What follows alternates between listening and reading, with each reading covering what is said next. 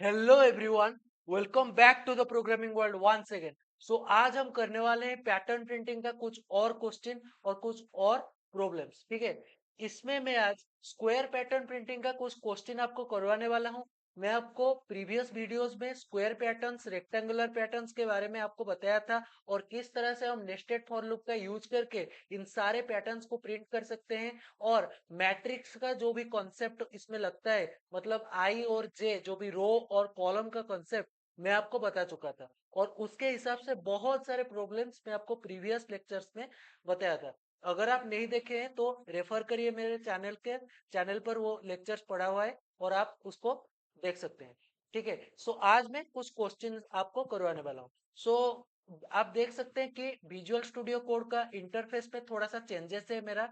ठीक है, ये एक्चुअली में एक एक्सटेंशंस में डाउनलोड किया हूँ। ठीक है, उसको जेलीफिश थीम बोलते हैं। मैं आपको दिखा देता हूँ। इधर अपना एक्सटेंशन आता है। ठीक है, इसको क्लिक कीजिए और इधर आप देख सकते हैं जेलीफिश थीम। अगर आप इसको इंस्टॉल्ड अगर आपके पीसी में है तो इधर आपको शो करेगा, नहीं तो आप इसमें सर्च डाल के आप इसको इंस्टॉल कर सकते हैं। इसका रिक्वायरमेंट नहीं है। ये थोड़ा सा सुंदर देखने के लिए इंटरफेस ये होता है। ठीक है, देखिए। सो पहला क्वेश्चन मैं आपको बताने वाला हूँ। सो ये सब स्क्वायर पैटर्न के ऊपर बेस्ड है। सो इससे पहले मैं आपको थोड़ा सा प्रीवियस जो भी स्क्वायर पैटर्न बताया था उसको थोड़ा सा मैं आपको रिकैप कर देता हूँ। ठीक है, थोड़ा सा आपका रिवीजन भी हो जाएगा। सो देखिए, हाश इंक्लूड, पहले मैं क्या करता था, एक नंबर को यूजर के द्वारा इनपुट देता था और उसी नंबर के हिसाब से ईच एंड एवरी रोज में और ईच एंड एवरी कॉलम्स में सेम ही चीज, समझ में आ रहा है, सेम ही चीज, मतलब नंबर ऑफ रोज और नंबर ऑफ कॉलम्स बराबर रहता था, या फिर वो इंक्रीजिंग ऑर्डर में या तो डिक्रीजिंग ऑर्डर में, जो भी हम क्वेश्चन दिए होंगे। ठीक है, देखिए इसमें क्या होता था, स्क्वायर पैटर्न प्रिंटिंग में रोज और कॉलम्स कॉलम्स अपना बराबर रहता था। और मैं इस रो और कॉलम को, रो के लिए मैं क्या यूज करता था, रो के लिए मैं आई को यूज करता था और कॉलम के लिए मैं जे का यूज करता था। ठीक है, देखिए। सो देखिए, थोड़ा सा बता देता हूँ। सो hash include stdio.h int main return 0। ठीक है, देखिए अब मैं क्या करूंगा, यूजर के द्वारा इसमें इनपुट डालूंगा। ठीक है, और अपना डाटा टाइप लूंगा। ठीक है, पहले डाटा टाइप, इंट अपना डाटा टाइप है, एन अपना वेरिएबल है। इसके बाद प्रिंट करना है, print F enter a number N, इसको टर्मिनेट कीजिए। देन स्कैन एफ, हम इसमें इन डाटा टाइप का यूज कर रहे हैं। सो फॉर्मेट स्पेसिफायर क्या होगा, परसेंट डी। ठीक है, percent D and ampersand of N, जो कि एड्रेस ऑफ द ऑपरेटर होता है, और ये अपना आउटपुट में आएगा। ठीक है, इसके इसमें आप यूजर के द्वारा इनपुट डालेंगे, टर्मिनल पर ये आएगा आउटपुट में, लेकिन आप इनपुट इसमें डालेंगे। ठीक है, इसके बाद क्या करना है, नेस्टेड फॉर लूप का यूज करना है to create a square pattern. ठीक है, so for int I equals to 1, पहले मैं रो के लिए लिखता था, उसके बाद कॉलम के लिए लिखता था I less than equals to N. N जो है, एन अपना नंबर ऑफ रोज और नंबर ऑफ कॉलम्स दोनों को डिफाइन करता है, क्योंकि हम स्क्वायर पैटर्न को प्रिंट करने वाले हैं और स्क्वायर पैटर्न में number of rows and number of columns are equal. ठीक है, इसके बाद क्या करेंगे, आई प्लस प्लस, और इसके बाद फिर से किसके लिए, कॉलम के लिए, J equals to 1, J less than equals to N and J plus plus हो गया। और इसके बाद क्या करते थे, प्रिंट एफ, स्क्वायर पैटर्न के लिए सपोज आप अगर स्टार इधर प्रिंट करें तो ये स्टार आपका प्रिंट हो जाता था। ठीक है, और इसको आप टर्मिनेट कीजिए एंड इधर बैकस्लैश एन थोड़ा सा बड़ा कर दूं। ठीक है, देखो दिखाई दे रहा है अच्छे से, प्रिंट एफ बैकस्लैश एन। ठीक है, इसको टर्मिनेट कीजिए। अगर मैं रन कोड करूं और कुछ भी इसमें नंबर डालूं, 5 डालूं, तो 5 number of rows and 5 number of columns will be present in the terminal. ठीक है, और इसमें मैं अगर कुछ भी नंबर डालूं नंबर के लिए, तो इसमें मैं क्या करता था, जे को प्रिंट करता था। ठीक है, परसेंट डी स्पेस दो थोड़ा एंड जे, ठीक है। देखो 5 अगर इसमें डालू तो 1 2 3 4 5 ये अपना आ जाता था, और 5 number rows and 5 number columns अपना प्रिंट हो जाता था, ठीक है। देखिए इसमें इसमें मैं और एक तरीका आपको बताया था। ये क्या है कि इसमें हम तीसरा वेरिएबल, एक स्पेसिफिक वेरिएबल का यूज ना करके इसको हम बनाते थे, और मैं आपको एक वेरिएबल का यूज करके भी किस तरह से नंबर्स को प्रिंट करा जाता है उसको भी मैं आपको बताया था। देखो, सो एक वेरिएबल का यूज कैसे हम करते थे, देखिए इंट ए इक्वल्स टू 1, ए अपना एक वेरिएबल है, और यही वेरिएबल को मैं क्या करूंगा, इधर प्रिंट करूंगा, ठीक है। कर दिया, ए को प्रिंट कर दिया, मतलब 1 को प्रिंट कर दिया, और यही वेरिएबल को ही मैं अपडेट करूंगा। समझ में आ रहा है? पहले क्या होगा, ए का वैल्यू प्रिंट होगा। सपोज हम अगर एन के जगह इधर 5 डालें, सपोज एन के जगह अगर हम 5 डालें, तो पहले क्या होगा, पहला जो भी अपना लूप है वो चेक होगा, ये वाला लूप, फॉर लूप जो बाहर वाला है वो पहले चेक होगा। आई इक्वल्स टू 1 पे इनिशिएट हुआ है, क्या अपना आई जो कि 1 है वो less than equals to N है, मतलब 5 है, क्या वो लेस देन इक्वल्स टू 5 है? Yes, correct. तो अंदर वाला लूप चलेगा, ठीक है। और अंदर वाला लूप में j इक्वल्स टू 1 और j less than equals to N, j equals to 1 और j less than equals to N, क्या अपना 1 लेस देन इक्वल्स टू 5 है? करेक्ट। तो ये प्रिंट है परसेंट डी ए अपना प्रिंट हो जाएगा, और ए का वैल्यू कितना है, ए का वैल्यू है 1, 1 इधर प्रिंट हो जाएगा। j इक्वल्स टू 1 के लिए a इक्वल्स टू 1 एक बार प्रिंट होगा, उसके बाद फिर से जब अंदर वाला लूप चलेगा, अंदर वाला लूप क्यों फिर से चलेगा, क्योंकि अभी तक कंडीशन डिससेटिस्फाई नहीं हुआ है। जब तक अपना कंडीशन डिससेटिस्फाइड ना हो तब तक अपना लूप चलता है, ठीक है। सो अब क्या होगा, j इक्वल्स टू 2 के लिए पहले j इक्वल्स टू 1 के लिए एक प्रिंट होगा, j इक्वल्स टू 2 के लिए 2, j इक्वल्स टू 3 के लिए 3, j इक्वल्स टू 4 के लिए 4, 5 के लिए 5, j इक्वल्स टू 5 के लिए a इक्वल्स टू 5, इस तरह से प्रिंट हो जाएगा। जब j अपना 6 हो जाएगा तब ये लूप से बाहर चला जाएगा, क्यों जाएगा, क्योंकि n तो 5 है, जे क्या less than equals to N है, क्या अपना 5, जे का वैल्यू जो 5 होगा, क्या अपना 5 लेस देन इक्वल्स टू 6 है? नहीं। तो इसी वजह से क्या होगा, ये लूप से बाहर निकल जाएगा, और बैकस्लैश एन की वजह से, जो कि एस्केप सीक्वेंस कैरेक्टर है to print a new line start करवाने के लिए बैकस्लैश एन सी में यूज होता है, और हमारा एंडल जो कि end line C plus plus में यूज होता है, ठीक है। सो क्या होगा, इधर नए लाइन पर 1 2 3 4 5 फिर से ये शुरुआत हो जाएगा, ठीक है।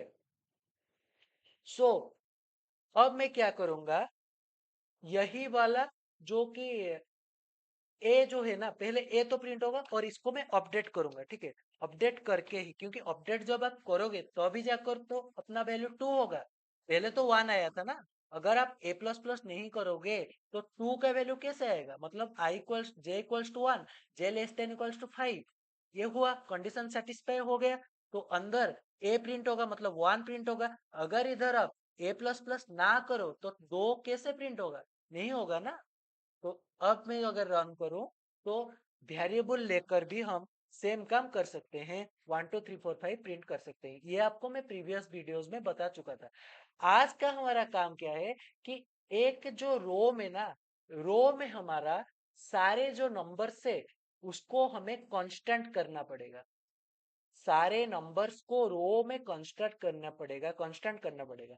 इसके लिए छोटा सा ही काम करना है, क्या करना है, ये जो लूप में जो a इक्वल्स टू 1 चल रहा है ना, इसका वैल्यू को हमें इसका वैल्यू को हमें अपडेट तो करना है, लेकिन रो में ये चेंजेस ना हुए, ठीक है।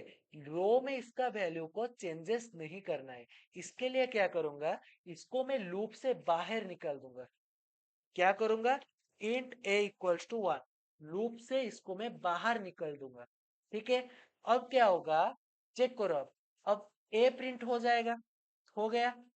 देखो एन इक्वल्स टू, सपोज हम एन के जगह 5 एंटर किए, फिर से मैं लूप को आपको समझाता हूँ। एन के जगह हम 5 एंटर किए, तो 5 के वजह से क्या अपना आई जो कि 1 है वो लेस देन इक्वल्स टू 5 है, करेक्ट। बाहर वाला लूप अपना करेक्ट है तो अंदर वाला चीज चलेगा। क्या अपना जे जो कि 1 है वो less than equals to N मतलब 5 है, करेक्ट। तो प्रिंट है परसेंट डी ए। ए मतलब इधर कितना प्रिंट होगा, 1 प्रिंट होगा। समझ में आ रहा है? अब क्या हो रहा है, ए प्लस प्लस हो जा रहा है, देख रहे हो? ए प्लस प्लस मतलब 2। तो इसके बाद क्या प्रिंट हो जाएगा, 2 प्रिंट हो जाएगा। लेकिन हमें ये नहीं करना है। क्यों नहीं करना है? क्योंकि क्वेश्चन में तो सेम रो में सेम एक ही नंबर को बार बार चलाना है। इसी वजह से क्या करूंगा, ये ए प्लस प्लस जो है ना, इसको मैं इधर काट दूंगा, ठीक है, मिटा दूंगा इधर। अब अगर मैं रन करूंगा क्या होगा, देखो, चेक करो। 5 अब में डाला तो अब क्या हो रहा है, वो 1 जो है ना सारे रोज और सारे कॉलम में प्रिंट हो जा रहा है। इसको भी नहीं करना है। इसको अगर हम ना करें तो क्या करेंगे, ये जो ए का वैल्यू को हम अंदर वाले लूप के बाहर ही हम क्या करेंगे, अपडेशन करेंगे ए का वैल्यू को। हो गया। अब हम रन करो। अब आप रन करो, देखो। सपोज इसमें आप 5 डालो, क्या आ रहा है, 1 1 1 1 1, 2 2 2 2 2 आ रहा है। 3 भी आ रहा है 5 बार, 4 भी 5 बार और 5 भी 5 बार। तो ये प्रोग्राम अपना बिल्कुल सही है। सपोज अगर आप 4 भी डाले इसमें तो सही तरह से आ रहा है, ठीक है। सो ये क्या हुआ मैं आपको बता देता हूँ, देखो। इसको थोड़ा सा मिटाओ, ठीक है। देखो क्या हुआ, ए का वैल्यू 1 से इनिशिएट हुआ और ये कंडीशन को सेटिस्फाई किया। आई जो कि 1 है वो less than equals to 5, correct. अब अंदर वाला कंडीशन भी सेटिस्फाई हुआ क्योंकि j इक्वल्स टू 1 और j less than equals to n मतलब 5, करेक्ट। और a अपना एक बार प्रिंट हो गया। j equals to 1 to j equals to 5, j का वैल्यू जब तक 5 होगा तब तक ये a 5 बार प्रिंट होगा क्योंकि लूप भी तो 5 बार चलेगा। चलेगा कि नहीं? जब j का वैल्यू इधर 6 हो जाएगा, क्या अपना 6 less than equals to n मतलब 5 है? नहीं। तो ये क्या होगा, a प्लस प्लस हो जाएगा मतलब a जो कि 1 था उसका वैल्यू 2 हो जाएगा और बैकस्लैश n मतलब नए लाइन पे आएगा। समझ में आ रहा है? और फिर से बाहर वाला लूप चलेगा, बाहर वाला लूप में आई अपडेट होकर 2 हो जाएगा। क्या अपना 2 लेस देन इक्वल्स टू 5 है? करेक्ट। तो अंदर वाला लूप चलेगा, अंदर वाला लूप फिर से 1 से लेकर 5 तक चलेगा। लेकिन इधर जो a प्रिंट होगा ना वो 2 के लिए 5 बार प्रिंट होगा क्योंकि a का वैल्यू अपडेट होकर कितना हो गया है, ए का वैल्यू अपडेट होकर 2 हो गया है। समझ में आया? आई होप कि आपको ये समझ में आ गया। अगर नहीं आया तो मैं आप इसको कमेंट सेक्शन में बता सकते हो कौन से स्टेप में आपको समझ में नहीं आया, ठीक है। अब देखो दूसरा वाला क्वेश्चन पे क्या है, ट्रायंगुलर पैटर्न प्रिंटिंग। अगर मैं आपको बताया था कि स्क्वायर पैटर्न और ट्रायंगुलर पैटर्न में क्या फर्क है, सिर्फ सिर्फ कॉलम का ही फर्क है और काम हमें कॉलम के लिए ही करना पड़ेगा। क्या करेंगे, जो एन है ना, जो एन है ना कॉलम के लिए, उसको हम क्या करेंगे, चेंज करके आई डाल देंगे, ठीक है। देखो एन के जगह आई डाल देंगे, मैं आपको बहुत बार ये करवा चुका हूं। एन के जगह क्या डाले, आई डाल दिए, ठीक है। और इसको रन कर दे, देखो आ जाएगा, पूरा अच्छे से आ जाएगा। 1 2 2 3 3 3 आ रहा है ना, सही है।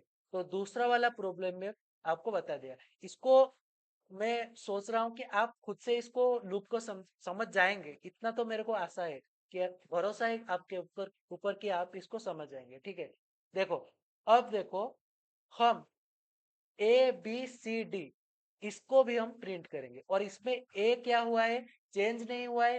रो में ए चेंज नहीं हुआ है, सेकेंड रो में बी चेंज नहीं हुआ है। मतलब जिस तरह से ये नंबर्स चेंजेस अनचेंज्ड हुआ है उसी हिसाब से ए बी सी और डी रोज में चेंजेस नहीं हुआ है, ठीक है। इसके लिए भी हम प्रोग्राम लिखेंगे।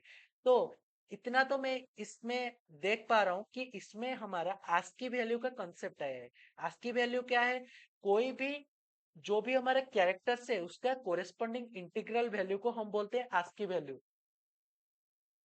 अगर आपको नहीं पता है आप मेरे वीडियोस को रेफर कर सकते हो, ठीक है। और आस्की वैल्यू के लिए मैं आपको बताया था कि small a to small z का आस्की वैल्यू का रेंजेस कितना होता है।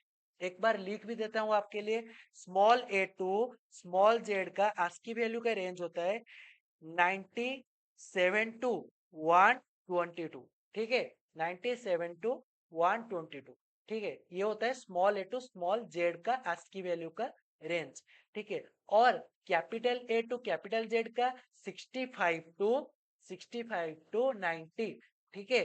अब मैं क्या करूंगा, ये जो ए है ना, इसमें कितना डालूंगा, 1 के जगह डाल दूंगा 97।